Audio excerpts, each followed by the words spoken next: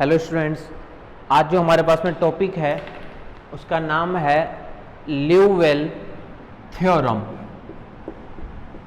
ल्यूवेल theorem, ठीक है। इस यूनिट नंबर 3 में टेलर सीरीज मेथड से रिलेटेड अपन डेरिवेशन कर चुके थे। टेलर सीरीज के बाद में नेक्स्ट वाली जो थ्योरम थी अपने पास में वो है लॉरेंज थ्योरम, वो भी अपन कर लिए थे डेरिवेशन इसके लिए, ठीक है। डेरिवेशन जो है नहीं अगर देख रखे हो आप लोग तो इससे पहले आप लोग क्या देखोगे, इससे फर्स्ट डेरिवेशन यानी लॉरेंज थ्योरम का डेरिवेशन देखो, फिर चलो ल्यूवेल थ्योरम पे, ठीक है। और ल्यूवेल थ्योरम के लिए अपन आज देख रहे हैं कि ल्यूवेल थ्योरम कैसे अपन प्रूफ करेंगे। आ जाओ, स्टेटमेंट क्या कहता है और ये थ्योरम क्या है। सबसे पहले स्टेटमेंट,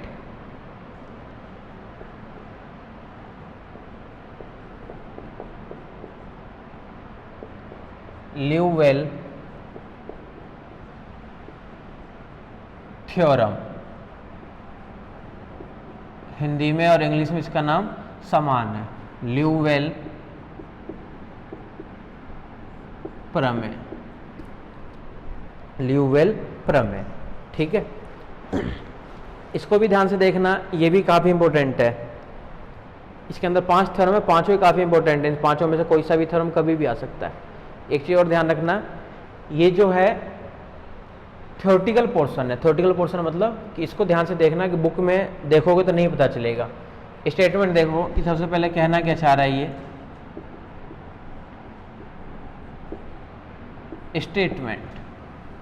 स्टेटमेंट ये है हमारे सामने, if a function F Z is analytic, if a function F Z is analytic, if a function fz is analytic for all finite value of z, for all finite value of z, for all finite value of z, and is bounded, and is bounded, then prove that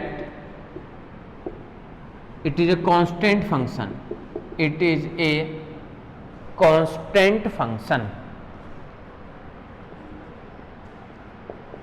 constant function, ठीक है।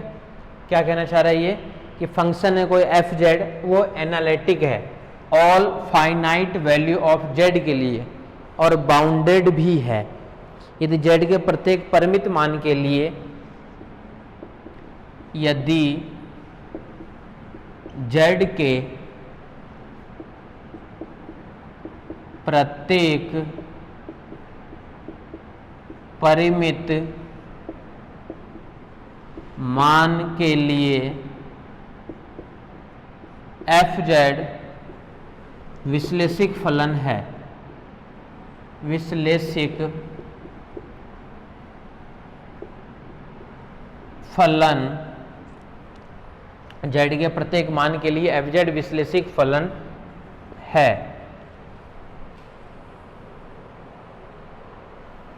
तथा परिबद्ध हो तो, तथा परिबद्ध भी है, परिबद्ध हो तो यह एक अचर फलन होगा, यह एक अचर फलन होगा, ठीक है। सेकेंड लैंग्वेज और देख लो, कई बार इस लैंग्वेज से भी पूछ लेता है। सेकेंड लैंग्वेज क्या है हमारे सामने, ये देख लो, let fz be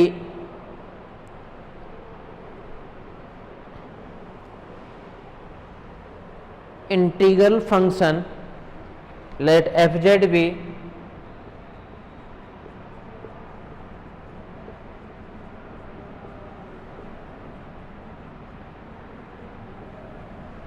integral function, fz be integral function satisfying the inequality, satisfying the inequality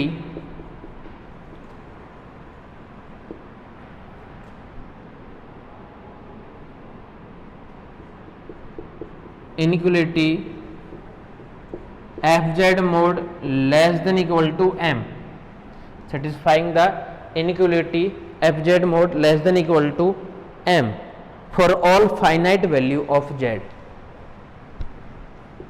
for all finite value of z, for all finite value of z, then fz is a constant, then fz is a constant function. ठीक है, बहुत ज़्यादा important है, दोनों का मतलब समझा देता हूँ सबसे पहले कि कहना क्या चाह रहा है। इसको लिखने की जरूरत नहीं है ना, देखो क्या कहना चाह रहे हैं ये ल्यूवल पर में। इसके अंदर बस एक ये कंडीशन और दे रखा है, इसमें नहीं दे रखा है तो नहीं देगा तो भी अपन क्या करेंगे, ये कंडीशन अपन लेंगे। देखो क्या कह रहा है ये कि कोई फलन है एफ जेड जो आपको इसमें क्या दिया हुआ है, एनालिटिक है फॉर ऑल फाइनाइट, प्रत्येक फाइनाइट यानी आपके पास में परिमित मान के लिए क्या है वो एफ जेड एक विश्लेषिक फलन है, तथा ये भी दे रखा है बाउंडेड भी दे रखा है, तथा क्या है वो बाउंडेड भी है। बाउंडेड मतलब क्या होगा कि बाउंडेड होगा, इसका मतलब कि लोअर लिमिट, लोअर और अपर दोनों के दोनों जो पार्ट होगा, दोनों दोनों जो लिमिट होगी वो आपका उसमें फिक्स होगी, तो ये कहलाता है बाउंडेड फलन। बाउंडेड कब रहता है कि जब नीचे वाला लोअर भी फिक्स रहे और अपर भी एक फिक्स रहे, तब कहलाता है बाउंडेड। बाउंडेड भी दे रखा है, तो अपने को दिखाना है क्या वो जो फंक्शन है, फंक्शन कौन सा फंक्शन जो विश्लेषिक भी था, फाइनाइट वैल्यू पे बाउंडेड भी था, वही फंक्शन क्या आपके पास में कांस्टेंट फंक्शन होगा, यानी अचर फलन होगा क्या, ये हमें प्रूफ करना है। समझ गए। सेकेंड लैंग्वेज देखो ये कहना चाह रहा है, ये एक इसके अंदर कंडीशन दे दिया कि एफ जेड भी ए इंटीग्रल फंक्शन जो सेटिस्फाई कर रहा है इस कंडीशन को। अब इस कंडीशन में देखो इसके अंदर क्या है कि अपर लिमिट दे रखा है एक तरीके से, लोअर लिमिट नहीं दे रखा है, तो लोअर लिमिट की हमें जरूरत नहीं है, इसके अंदर इसे लोअर लिमिट नहीं दे रखा है, तो ये कंडीशन दे दिया। इस कंडीशन मतलब क्या हुआ कि ये बाउंडेड दिखाना है, इसका मतलब ये है कि बाउंडेड है ये, और आगे दे दिया फाइनाइट वैल्यू के लिए, जेड के फाइनाइट मान के लिए, ये बाउंडेड की कंडीशन। तो बाउंडेड दे रखा है पहले से इसके अंदर, ठीक है। इसके अंदर बाउंडेड लिख दिया था इसमें कि बाउंडेड है, परिबद्ध है, इसके अंदर लिखा नहीं परिबद्ध है, इसके अंदर ये कंडीशन दे दिया। मतलब बात तो एक ही है, बाउंडेड तुम चाहे लिख के दो नहीं लिख के दोगे तो ये कंडीशन दे दो, दोनों का मतलब बाउंडेड ही होता है। तो हमें ये दिखाना है कि ये जो फंक्शन है एफ जेड वो कांस्टेंट फंक्शन होगा क्या। अब ये तो होगी चलो इस थ्योरम के स्टेटमेंट की बात। अब हम बात करेंगे कांस्टेंट फंक्शन क्या होता है। अब हम बात करेंगे ये कांस्टेंट फंक्शन क्या होता है। देखो एक बार रफली बताता हूँ, फिर अपन लिखेंगे ना जब हम काम में लेंगे। कांस्टेंट फंक्शन मतलब ये होता है कि जैसे मान लो कहीं भी दिया हुआ है एफ एक्स बराबर 5, अगर मैं x की जगह 0 पुट करूँ तो एफ 0 बराबर भी 5 आएगा, अगर मैं 1 पुट करूँ तो भी इसका मान 5 आएगा, f2 करूँ तो भी 5 आएगा। तो यही कहलाता है कांस्टेंट फंक्शन, जिस x में अगर आप लोग फाइनाइट मान रखो तो वो एक फिक्स वैल्यू आपके पास में मिले, वही कहलाता है आपके पास में कांस्टेंट फंक्शन, वही कहलाता है कांस्टेंट फंक्शन। तो ये होता है हमारे पास में कांस्टेंट फलन, ठीक है। अब आ जाओ इसके प्रूफ पे।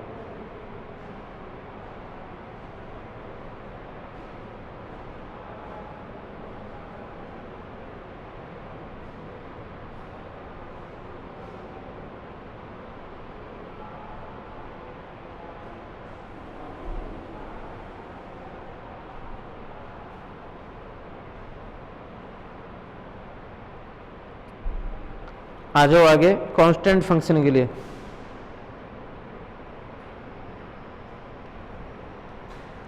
प्रूफ पे चले, आ जाओ इसके प्रूफ के लिए। समझ गया मतलब हमें कांस्टेंट फलन दिखाना है।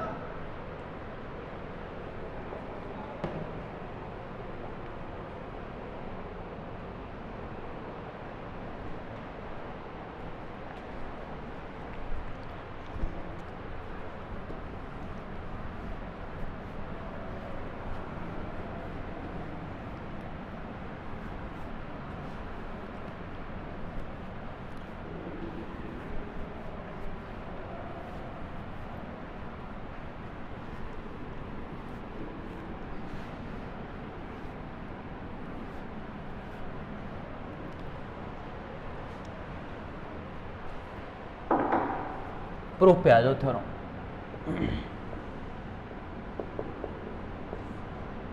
गिवन डैट दिया है F Z is analytic function, analytic function दिया है एफ जेड फलन विश्लेषिक फलन है, एफ जेड फलन विश्लेषिक फलन है। ठीक है,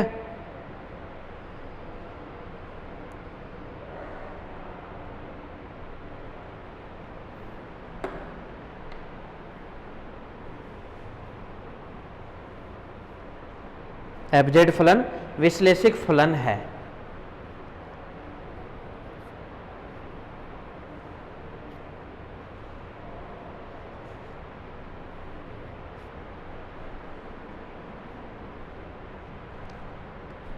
आ जाओ इधर, एफ जेड जो है वो विश्लेषिक फलन है तथा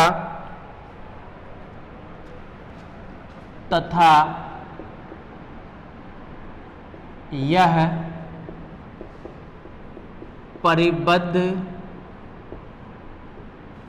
फलन भी है, अर्थात मतलब बाउंडेड फंक्शन और है, अर्थात एफ जेड के मोड की अपन बात करें तो less than equal to M है, ये भी गिवन है हमारे पास में। ठीक है, देन तब हमें सिद्ध करना है कि we have to prove that, तब हमें सिद्ध करना है कि we have to prove that F Z is constant function, F Z is constant function, F Z is constant function मतलब क्या हुआ कि अचर फलन होगा। हमें यह सिद्ध करना है कि एफ जेड एक अचर फलन होगा, एफ जेड एक अचर फलन होगा। ठीक है, इट मीन्स एग्जाम्पल की अपन बात करें एफ एक्स बराबर 7, यहाँ पे अगर मैं कुछ भी मान रखूं, एफ 0 रखूं तो भी 7 आएगा, एफ 1 रखूं तो भी 7 आएगा, एफ 2 रखूं तो भी 7 आएगा। यही कांस्टेंट फलन होता है। एफ एक्स बराबर एफ जेड में लेना है तो जेड में ले लो, कि एक्स की जगह जेड ले लो। अपन ये कह सकते हैं कि इस पूरे के लिए ध्यान से देखना कि अगर अपन एफ ए की बात करें तो एफ ए बराबर भी 7 होना चाहिए, एफ ए बी बराबर भी 7 होना चाहिए, यानी एफ ए बराबर होना चाहिए एफ बी। इट मीन्स ये भी अपन कह सकते हैं क्या कि एफ ए माइनस का एफ बी बराबर होना चाहिए 0। एक तरीके से ये हमें प्रूफ करना है, एक तरीके से ये हमें प्रूफ करना है कि एफ ए माइनस का एफ बी बराबर क्या हो जाए, 0 हो जाए। ये हमारे पास टारगेट मिल गया एफ ए बराबर एफ बी बराबर 0 करने के लिए। इन अब अपन क्या करेंगे, इसके अकॉर्डिंग अपन वर्किंग रूल अप्लाई करेंगे, इसके अकॉर्डिंग अपन वर्किंग रूल अप्लाई करेंगे। ठीक है, एनालिटिक फंक्शन है तो कोई जेड प्लेन में ये एनालिटिक फंक्शन है, यानी ये कोई जेड प्लेन है, इसके अंदर में कोई छोटा सा कोई सर्कल मान लिया, ये एनालिटिक फंक्शन है। एनालिटिक फंक्शन तो एक्चुअल में पूरे जेड प्लेन में ही एनालिटिक फंक्शन है ये, तो पूरे जेड प्लेन में क्या है, एनालिटिक फंक्शन है ये। तो इसके अंदर तो एनालिटिक फंक्शन तो ऑब्वियस है, होगा ही होगा। ठीक है, मोड जेड बराबर आर मान लिया कि मोड जेड बराबर आर तो रेडियस है, ये जो पॉइंट है वो पॉइंट क्या मिल जाएगा आपको, उसमें एक्स में है आर, यानी आर और 0। ठीक है, तो ये हमें प्रूफ करना था कि एफ ए बराबर एफ बी हमें क्या दिखाना है, एनालिटिक दिखाना है। ठीक है,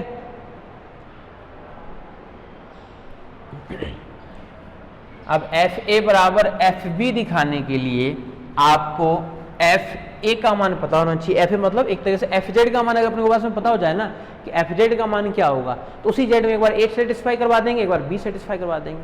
बोलो जब इसके लिए हिंट तो दिया हुआ है ही आपके पास में कि एक ये सर्कल था, सर्कल ये बंद क्लोज ही तो है, क्लोज कर्व, इसका नाम दे दिया अपन सी। तो इस कंटूर के लिए यानी क्लोज कंटूर के लिए कोशी समाकलन सूत्र, हर जगह केवल कोशी समाकलन सूत्र ही काम में आता है।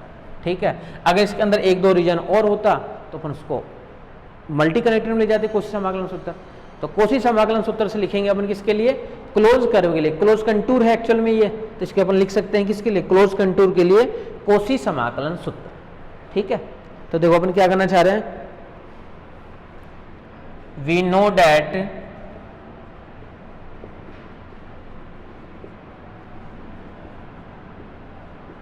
कोशी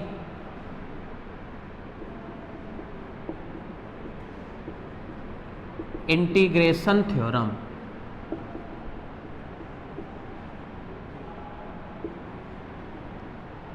क्लोज कर्व के लिए, ब्रैकेट में लिख दो चाहे से, क्लोज्ड कर्व, क्लोज कर्व के लिए कोशी समाकलन सूत्र। ठीक है, वो क्या होता है हमारे पास में, वो देखो मैंने तो F Z equal to 1/2 pi iota contour F Z D Z upon में जेड माइनस का जेड नोट, ये होता है हमारे पास में कोशी समाकलन सूत्र, कोशी समाकलन सूत्र इसके लिए। ठीक है, यहां तक इसमें कोई दिक्कत नहीं है।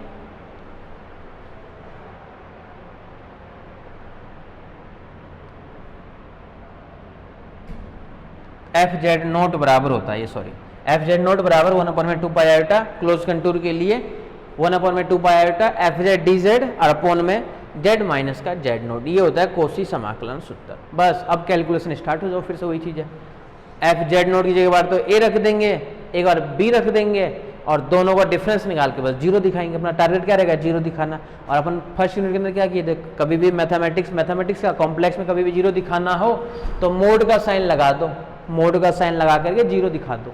मोड का साइन इंटीग्रेशन के अंदर अगर ले जाओगे मोड का साइन, ये तो पता है ना, मोड का साइन जब ये लेस देन इक्वल टू में चेंज हो जाता है, जब वो अलग अलग वाले मान में आ जाएगा आपके पास में। ठीक है,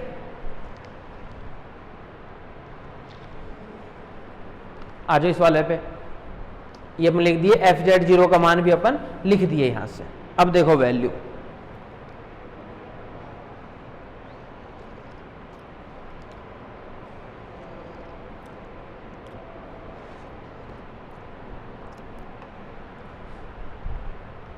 एफ ऑफ ए, क्योंकि अपने जो प्रूफ करना है वो ये प्रूफ करना है एक तरीके से अपने को, और एफ जेड नोट का मान अपन जानते हैं। तो एफ ए बराबर क्या मिलेगा, 1/2 पाई आयोटा कंटूर, यहाँ पे क्या है F Z D Z upon में जेड माइनस का ए, इसका नाम डाल देते हैं 2 नंबर।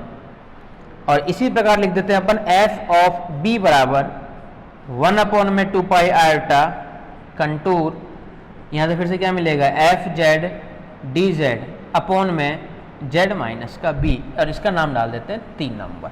ठीक है, यहाँ तक देख लो और यहाँ तक ठीक है।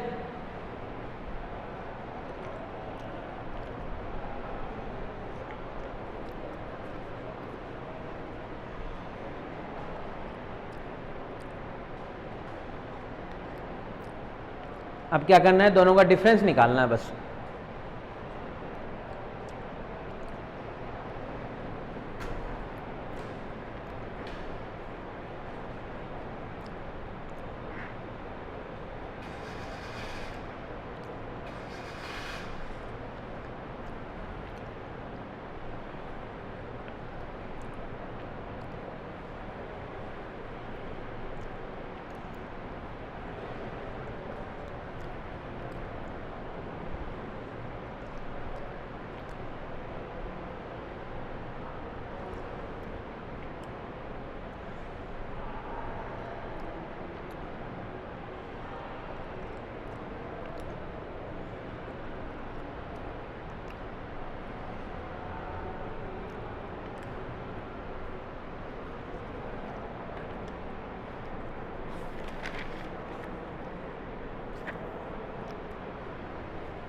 आ जाओ,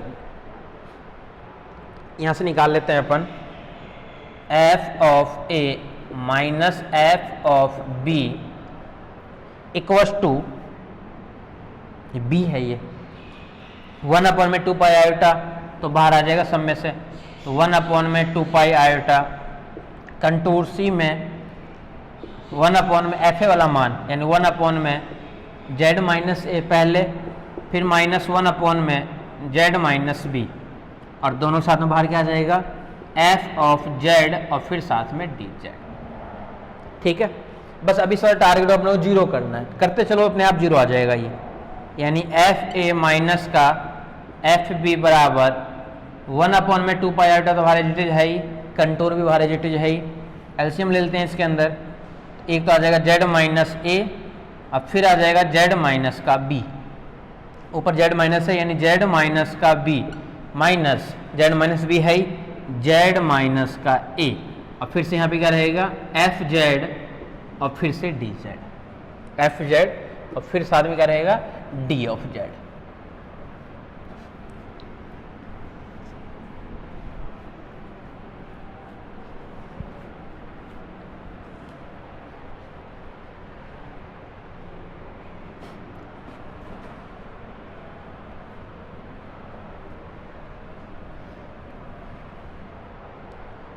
यानी F of A minus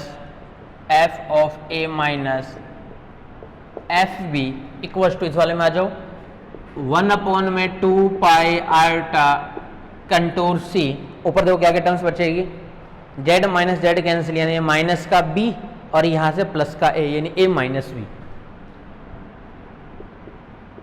A minus B upon में जेड माइनस ए और जेड माइनस का बी, और फिर साथ में एफ जेड और डी जेड। ठीक है, इसका नाम डाल देते हैं 4 नंबर, यहां तक ठीक है। हमें इसको बस 0 करना है, बस सॉल्यूशन आ जाएगा हमारे पास में। ये हमारे पास में क्या गया, इसका मान कंटूर का मान जेड के रेस्पेक्ट में है, बोले ए माइनस बी का कोई काम नहीं है, बोले इसको बाहर निकाल दो, यानी एफ ऑफ ए माइनस का एफ ऑफ बी यहां से बाहर आ जाएगा ये, तो ए माइनस बी अपॉन में 2 पाई आयोटा कंटूर में 1 में जेड माइनस ए और जेड माइनस बी, और यहां से बचेगा केवल एफ जेड और डी जेड का मान, इसका नाम डाल दिए 5 नंबर। ए माइनस बी का कोई काम नहीं था, इसको अपने क्या किए बाहर निकाल दिए। ठीक है, अब अपन क्या कर रहे हैं, दोनों तरफ ले लेते हैं मोड, इधर भी मोड और इधर भी मोड। क्यों ले रहे हैं ऐसा, इसको अपने को 0 करना है। इधर तो क्या रहेगा mod of F A minus का F B equal to mod of A minus B upon में 2 पाई आयोटा कंटूर सी 1 में Z minus A Z minus B, और यहां से एफ जेड और डी जेड, एफ जेड और फिर साथ में डी जेड। ठीक है, और इसका जो मोड होता है वो लेस देन इक्वल टू हो जाएगा अलग अलग मोड से। इसका जो मोड है उधर वाले का मोड वो क्या हो जाएगा, लेस देन इक्वल टू हो जाएगा अलग अलग मोड से। तो यहां पे क्या रहेगा, फिक्स रहेगा F of A minus F of B equal to, अच्छा इसको क्यों लिख रहा हूं, इसी को लेके चलते हैं डायरेक्ट ही, ए माइनस बी अपॉन में 2 पाई आयोटा कंटूर 1 में Z minus A Z minus B और एफ जेड और साथ में डी जेड। इस पूरे का mod less than equal to हो जाएगा किससे, अलग अलग मोड से। Mod of A minus B कोई फर्क नहीं पड़ेगा, A minus B real part है, रियल पार्ट में मोड लगाओगे तो भी वही आएगा। यहाँ पे मोड ऑफ 2 पाई आयोटा, 2 पाई का लोग लिख देते हैं, और मोड लगेगा केवल आयोटा का, रियल पार्ट का कभी मोड नहीं लगता है तो पता ही है। कंटूर जब इंटीग्रेशन के अंदर जाएगा ये, तो इसके अंदर भी मोड आएगा और इसके अंदर भी मोड आएगा, यानी तो लिख देता हूँ कंटूर 1 में मोड में जेड माइनस ए और मोड में जेड माइनस बी, मोड में एफ ऑफ जेड और मोड में डी ऑफ जेड, सबको ले लिया अपन मोड में। बोला इसके लिए पहले बोला कोई इसके लिए देखो ना कोई इनइक्वालिटी जेड माइनस ए के लिए और जेड माइनस बी के लिए। इसके इनइक्वालिटी देखने के बाद में फिर अपन क्या करेंगे, उसको सॉल्व करेंगे। वी नो डैट, एक ये इनइक्वालिटी अपन Z1 माइनस का Z2 का मोड, ये घटिया इनइक्वालिटी अपन जानते हैं, ग्रेटर देन होता है किससे, अलग अलग से, Z1 का माइनस का Z2 के मोड से। ये तो जानते ही हो, Z1 का माइनस का Z2 से। अगर इसको अपॉन में लोगे यानी इसका रेसिप्रोकल लोगे तो Z1 माइनस का Z2 का जो मोड निकालोगे ये साइन क्या हो जाएगा, लेस देन इक्वल टू बन जाएगा। और ये क्या आ जाएगा 1 अपॉन में मोड ऑफ Z1 माइनस का मोड ऑफ Z2, इसके लिए ये ठीक है क्या, Z1 और Z2। हमें किसका चाहिए, Z माइनस ए का चाहिए और Z माइनस बी का चाहिए। तो Z माइनस ए के लिए अपन लिख सकते हैं, देखो 1 अपॉन में मोड में Z minus A less than equal to किसके लिए हो जाएगा, 1 अपॉन में mod of Z minus mod of A. इसी प्रकार सेकेंड वाला मान 1 अपॉन में मोड में Z minus B less than equal to 1 upon में मोड में तो Z माइनस मोड में B। ठीक है, एफ जेड का मोड दे रखा है less than equal to m, real part a minus B, कोई फर्क नहीं पड़ेगा।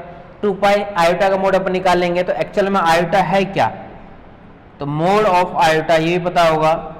इसका मतलब ये है कि अंडर रूट में है ये 0 स्क्वायर प्लस का 1 स्क्वायर, यानी फिर से ये 1 ही आ गया एक्चुअल में, तो आयोटा का मोड 1 ही आ गया।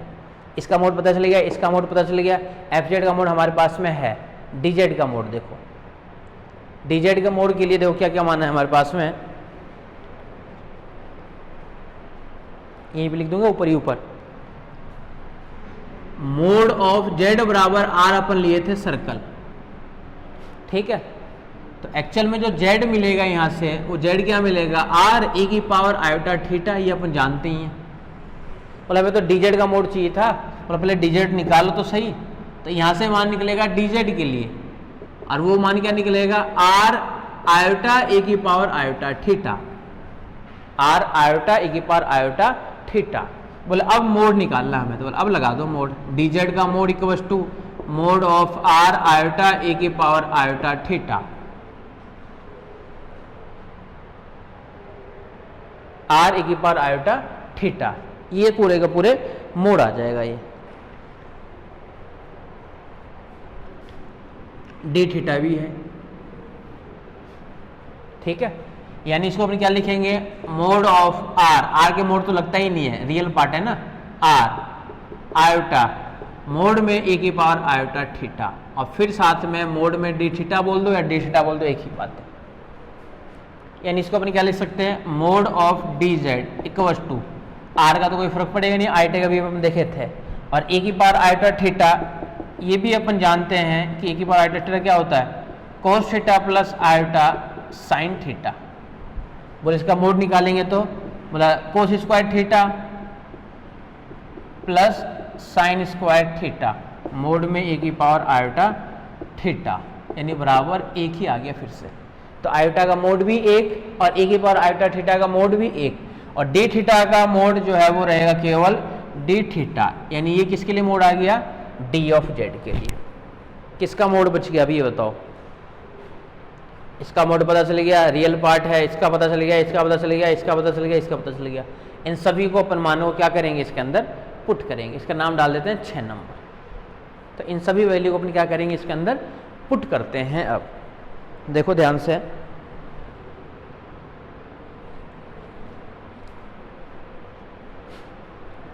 इन सभी वैल्यू को अपन इसके अंदर 6 नंबर के अंदर पुट करना चाह रहे हैं कि पुट करके मान क्या आता है। देखो वो भी देखते हैं क्या आएगा।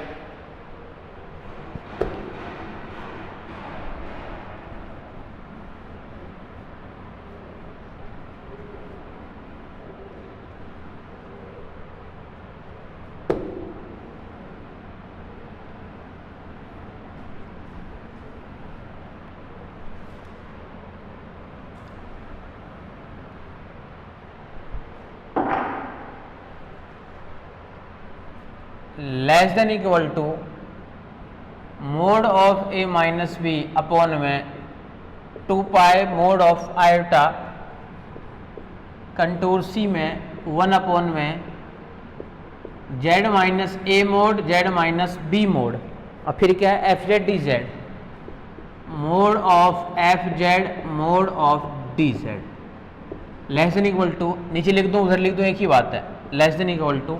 अब इधर ध्यान से देखना कि क्या क्या मोड का मान आएगा वो देखो मैं, ठीक है। ए माइनस बी का मोड अपॉन में 2 पाई आयोटा आएगा 2 पाई। एफ जेड का मोड क्या है दिया हुआ था, एम या के कुछ भी ले लो, एम ले लिया, ठीक है। डी जेड का मोड अभी भी अपन निकाले हैं, और डी जेड का मोड हमारे सामने क्या है, वो है आर डी थीटा। आर को एक्चुअल में अंदर ही रहने देते हैं, आर अपोन में डी थीटा, चलो यहाँ पे लिख देंगे। जेड माइनस ए का मोड यानी 1 अपॉन में अलग अलग मोड, यानी 1 अपॉन में मोड जेड, 1 अपॉन का ही मान है ये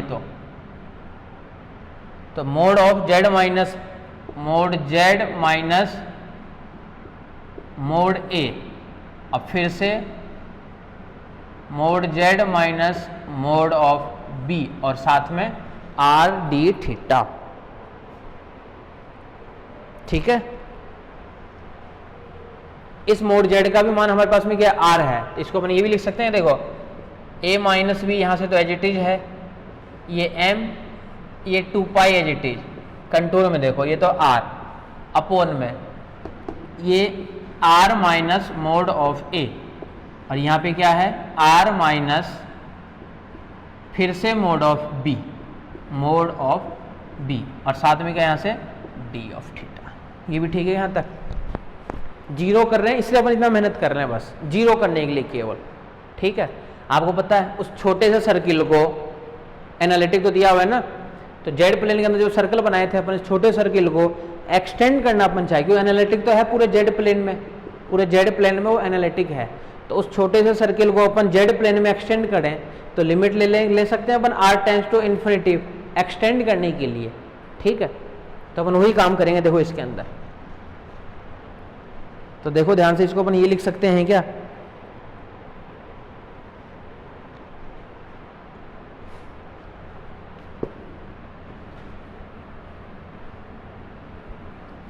क्योंकि दिया हुआ था आपके पास में क्या कि वो एनालिटिक है, तो काम में तो लें अपन एनालिटिक को भी, तो अब अपन काम में लेंगे एनालिटिक को, और कैसे काम में लेंगे, समेशन क्या less than equal to M upon में 2 pi limit R tends to infinity contour बड़ा बना रहे हैं अपन, क्यों बड़ा बना रहे हैं, क्योंकि जब वो छोटा सा सर्किल है आपका एनालिटिक है तो बड़े के लिए प्रसार आर टेंड्स टू इन्फिनिटी लेना पड़ेगा।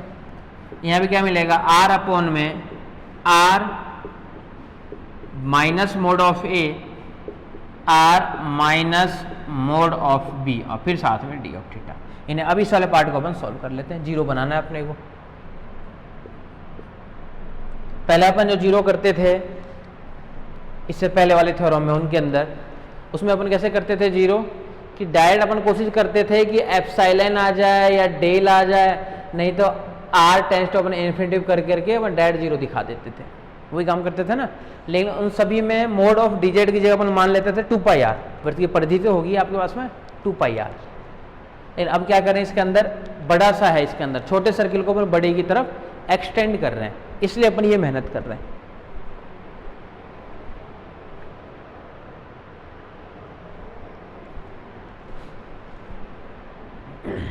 रख दो मान यहां से, यानी इसको अपन क्या लिख सकते हैं,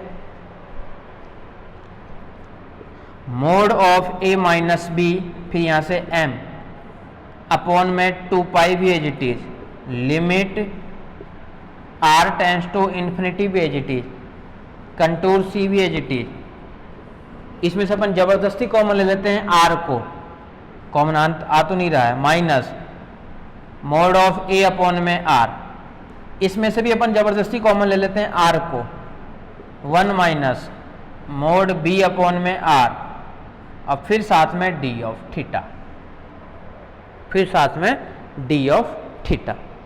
जबरदस्ती अपन कॉमन ले रहे हैं, कॉमन आ नहीं रहा है लेकिन फिर भी अपन क्या कर रहे हैं, कॉमन ले रहे हैं।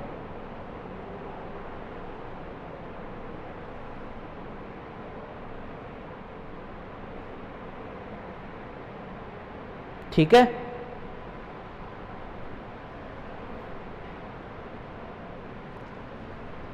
आ जाओ इसको अपन और क्या लिख सकते हैं,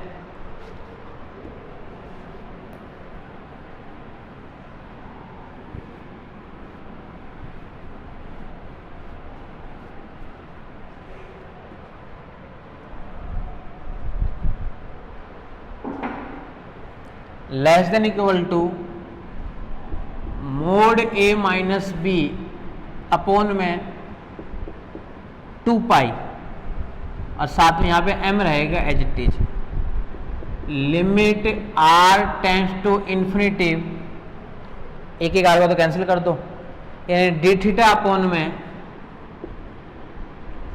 डी थीटा अपॉन में एक r बचेगा यहाँ से, तो r 1 minus mod A upon में r, 1 minus mod B upon में r।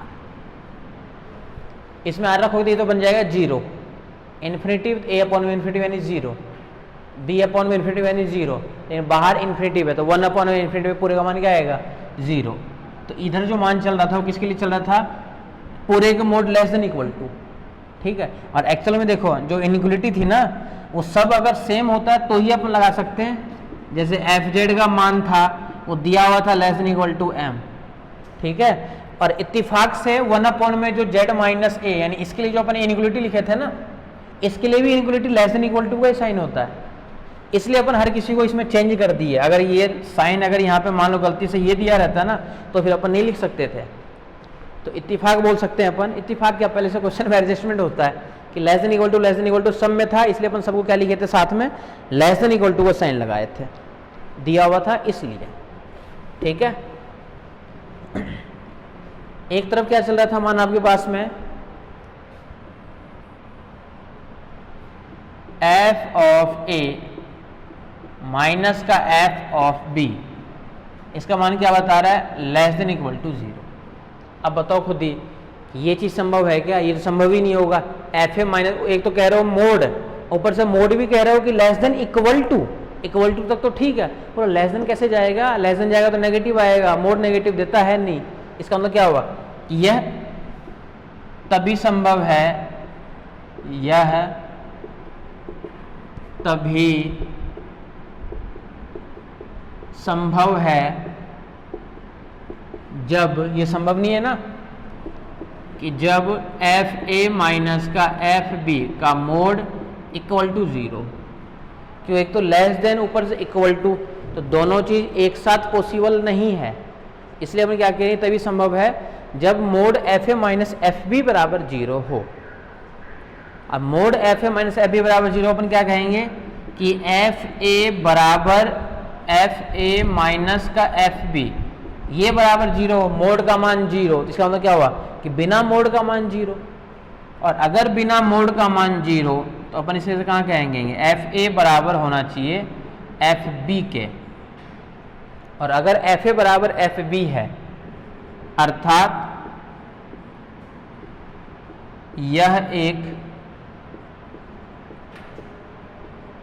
अचर फलन होगा, अर्थात यह एक कौन सा एफ जेड का मान, अर्थात एफ जेड एक अचर फलन होगा।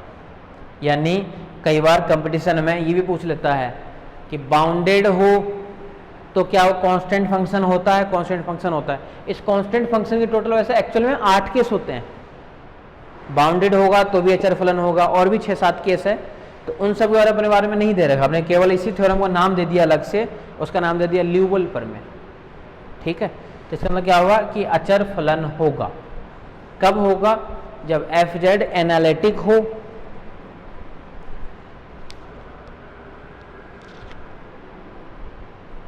कब होगा ये? जब एफ जेड एनालिटिक हो, एफ जेड एनालिटिक हो, और एनालिटिक होने के साथ में और क्या होना चाहिए? बाउंडेड भी होना चाहिए। एफ जेड एनालिटिक तो हो ही हो और साथ में बाउंडेड भी हो, तो अपन कहेंगे कि वो एफ जेड था वो एक अचर फलन होगा। क्लियर है? क्या क्या कंडीशन हो गई कि एफ जेड को क्या क्या होना पड़ेगा? एनालिटिक होना पड़ेगा, एनालिटिक, ठीक है, और एफ जेड को और क्या होना पड़ेगा? बाउंडेड, बाउंडेड भी होना पड़ेगा। तो एफ जेड को एक तो एनालिटिक होना पड़ेगा, एक होना पड़ेगा एफ जेड को बाउंडेड, एनालिटिक के साथ में बाउंडेड, और ये दोनों कंडीशन को सेटिस्फाई करेगा ये, तब अपन कहेंगे कि जो एफ जेड रहेगा ये होना चाहिए अचर फलन, कांस्टेंट फंक्शन। एफ जेड कैसा होगा? अचर फलन। तो ये था हमारे पास में ल्यूवेल प्रमेय का प्रूफ। बुक में से देखोगे नहीं पता चलेगा, आर की पावर एन में उसको चेंज कर रखा है, फिर उसको सॉल्व कर रखा है। ये सबसे आसान तरीका है। ठीक है, क्लियर है? इसी के लिए एक ऊपर में है, वो केवल 2 लाइन की है, स्टेटमेंट बता देता हूँ, प्रूफ तो अभी भी किए हुई प्रूफ काम में आएगा, वो भी बता देता हूँ, वो भी ल्यूवेल थ्योरम के लिए ही है।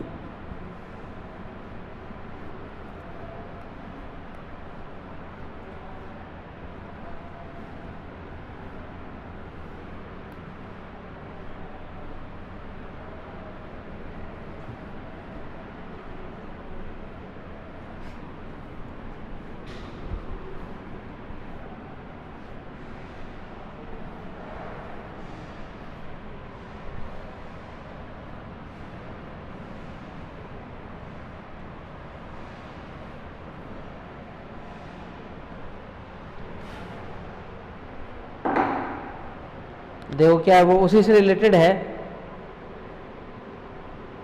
Every function analytic in the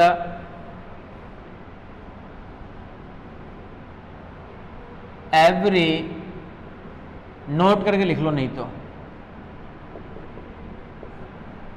every function analytic, every function analytic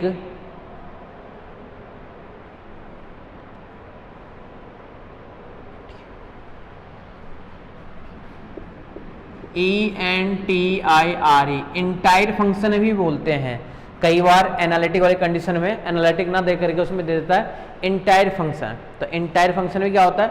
विश्लेषिक फलन ही होता है, ध्यान रखना। एवरी फंक्शन एनालिटिक या फिर entire function, entire function in the extended plane, in the extended plane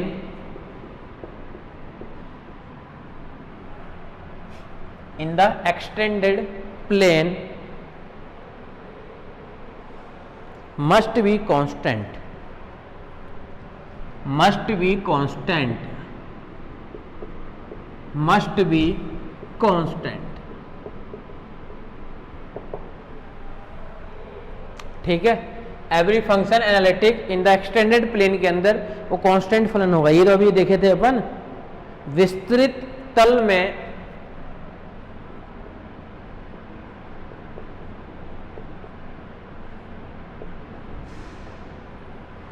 विस्तृत तल में, विस्तृत तल में प्रत्येक विश्लेषिक फलन अचर होता है। प्रत्येक विश्लेषिक फलन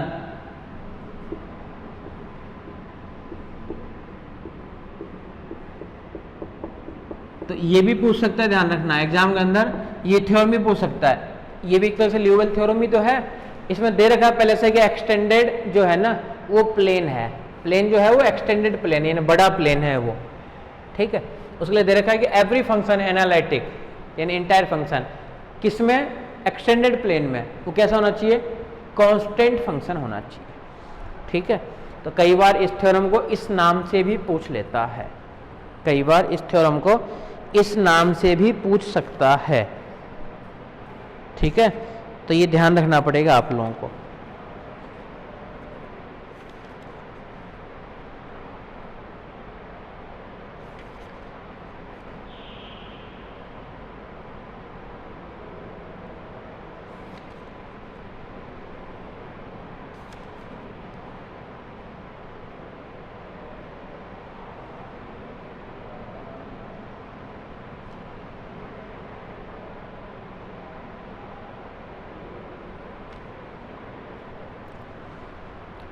चलें नेक्स्ट।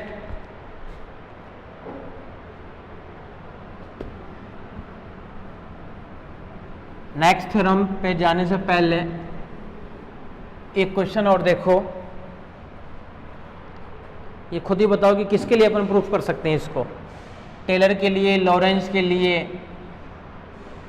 ल्यूवेल के लिए। ल्यूवेल से तो कोई क्वेश्चन रिलेटेड होगा ही नहीं होगा।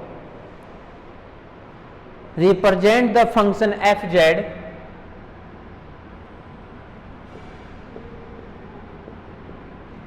represent the function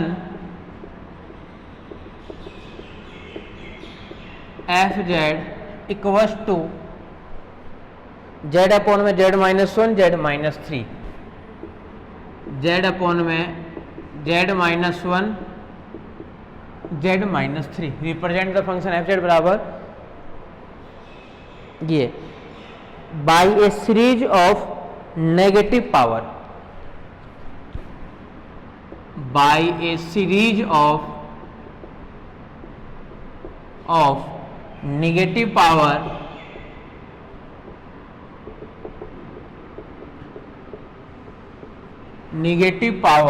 by a series of negative power of z minus 1 which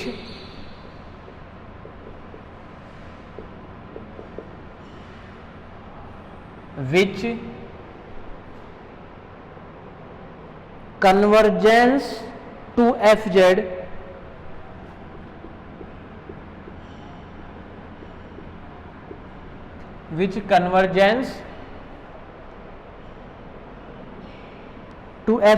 when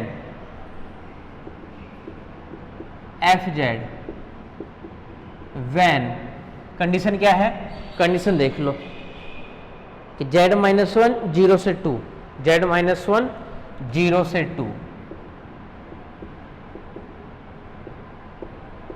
मतलब समझ में आ रहा है कि क्या कहना चाह रही है, कुछ नहीं कह रहा है, ये भी वही है, आपको फंक्शन दे रखा है।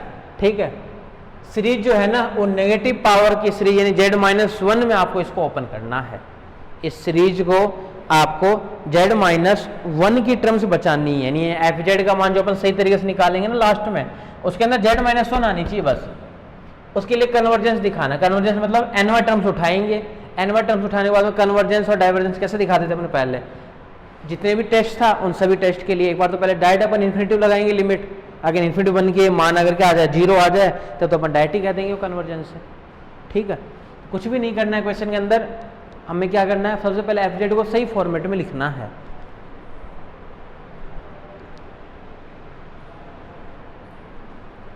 सबसे पहले एफ जेड को सही फॉर्मेट में लिखना है, उसके बाद में इसके लिए अपन सॉल्व करेंगे।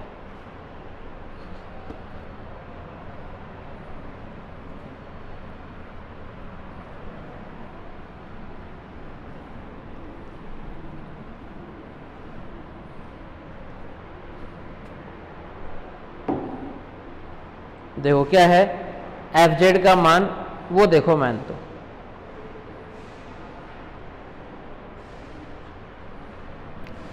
सॉल्यूशन में देखो,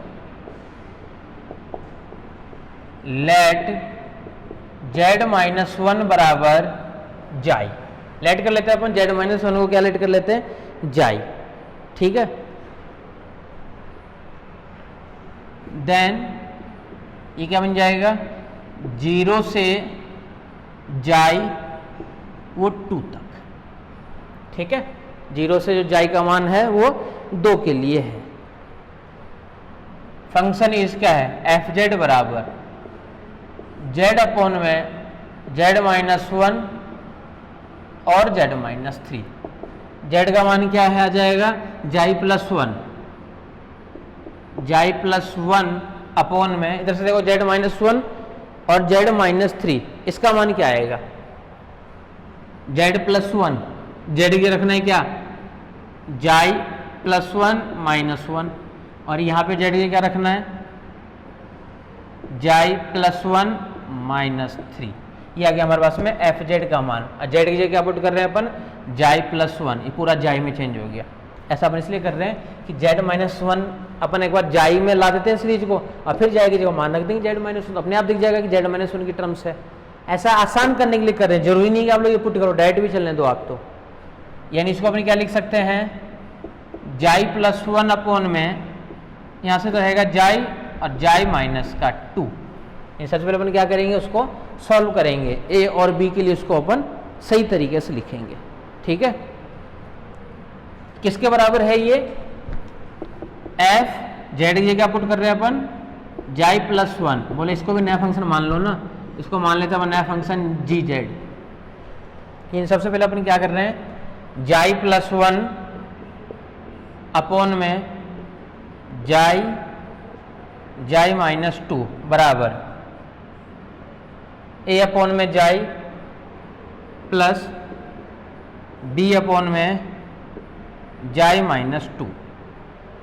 ठीक है, यानी यहां से देखो मान क्या आएगा, जाई प्लस 1 इक्वल्स टू ए के साथ में जाई माइनस 2, बी के साथ में जाई। पुट कर देते हैं एक बार, तो जाई की जगह 2, देन ये 0, जाई की जगह 2, 2b, और ये क्या है, जाई प्लस 1 यानी 2 प्लस 1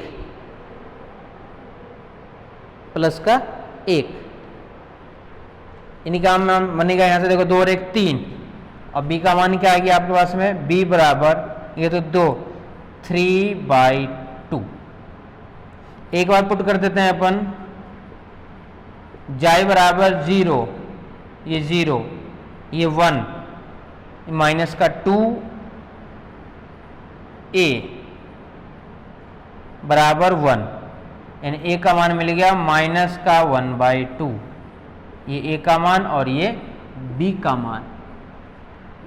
जी जेड बराबर a का मान माइनस 1/2 जाए, b का मान पॉजिटिव है, यानी 3/2 जाई माइनस 2, ए का मान है माइनस 1 अपॉन में 2 और साथ में जाए। ये मिला हमारे पास है जी जेड का मान। यहां तक चेक कर लो एक बार कि जी जेड का मान सही है क्या, माइनस का 1 अपॉन में 2 जाई,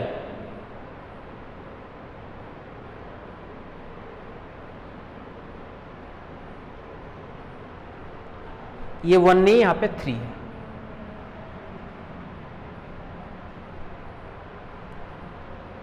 नहीं 1 ही है तो ठीक है। अब लगा दो कंडीशन, ये कंडीशन नहीं, ये कंडीशन 0 और जाई में, इसमें तो कोई दिक्कत नहीं है, तो एज इट इज रहेगा। इसमें कॉमन लेना है, जाई में और 2 में कॉमन 2 आएगा, यानी जी जेड का मान क्या लिखेंगे अपन यहाँ पे, 3 अपॉन में माइनस का 3/4, ये क्या मिल जाएगा आपका, इसमें ऊपर भेज देता हूँ डायरेक्ट ही, माइनस 3/4, 1 माइनस जाई बाई 2 का इनवर्स, माइनस 1 अपॉन में 2 जाई। ये आपका इसमें आ गया जी जेड का मान। ठीक है,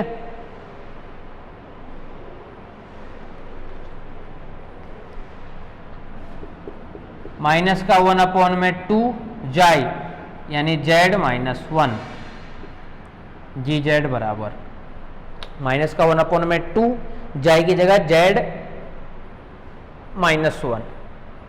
इसको देखो, इसको समेशन फॉर्म में लिख देते हैं, माइनस का 3/4 और इसके लिए समेशन। तो देखो समेशन क्या देगा, जाई बाई 2 की पावर n, n बराबर 0 to infinitive xi by n xi by 2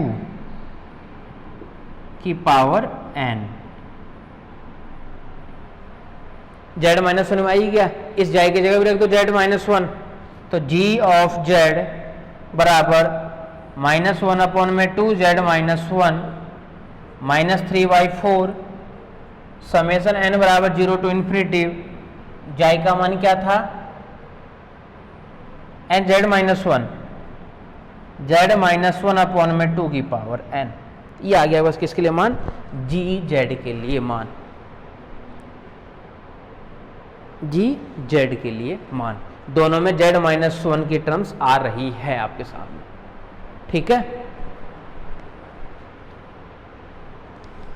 दोनों में इसकी टर्म्स आपके सामने आ रही है दी हुई, z माइनस वन की टर्म्स इसमें भी है और इसमें भी है। हमें करना क्या था, कुछ काम नहीं कर रहा, लग रहा होगा पता नहीं क्या क्या बताया जा रहा है, क्या क्या बताया जा रहा है। z माइनस वन आना चाहिए था, देखो सभी टर्म्स में, फिर से समझ लो एक बार। z माइनस वन का मतलब क्या हो गया कि जब इसको अपन सॉल्व करेंगे ना तो लास्ट की जो फाइनली टर्म्स आएगी ना उसके अंदर z माइनस वन हो, बस ये कहता है ये। अब बोले z माइनस वन कैसे बनाएंगे, तो बोले इसके लिए z माइनस वन या तो डायरेक्ट सॉल्व कर लो, या डायरेक्ट सॉल्व नहीं करना चाहते हो तो बोला कि इसको कुछ ना कुछ लेट कर लो ना, इसमें बनाना है z माइनस वन में, तो जिसमें बनाना है उसको जाय लेट कर लिए, जाय रख दिए, ए बी का मान अलग करके यहाँ पे रख दिया, यहाँ तो कोई दिक्कत नहीं, ए बी का मान निकाल लिया उसके अंदर पुट कर दिए। पुट करने के बाद में इसके लिए कंडीशन, बोला कोई कंडीशन काम नहीं आ रहा है, ये एज इट इज रहेगा।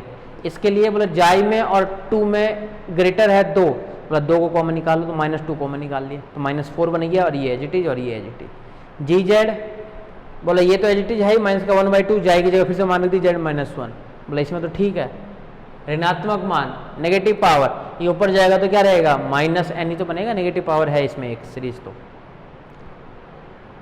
3/4 देखो बार एज इट इज है। ये क्या मिलेगा 1, एक बार मिलेगा प्लस जाई बाई 2, फिर प्लस जाई बाई 2 का स्क्वायर प्लस जाई बाई 2 का cube plus dot dot dot, last terms क्या मिलेगी जाई बाई 2 की पावर n, वही तो लिख रखे हैं जाई बाई 2 की पावर n, 0 टू इन्फिनिटी। जाई का मान क्या है z माइनस वन, तो वो रख दी z माइनस वन।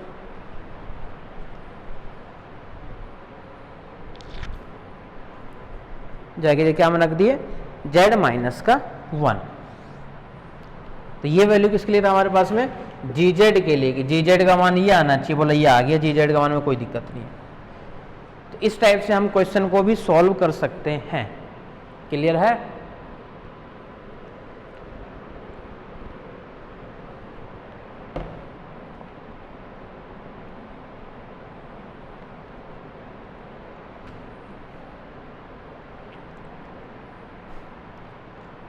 आ जाओ नेक्स्ट पे,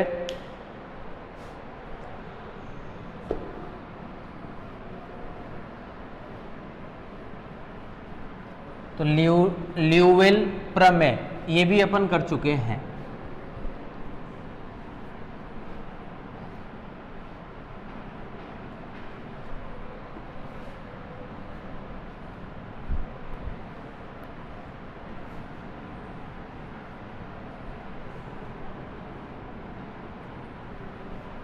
ये था हमारे पास में इसके लिए।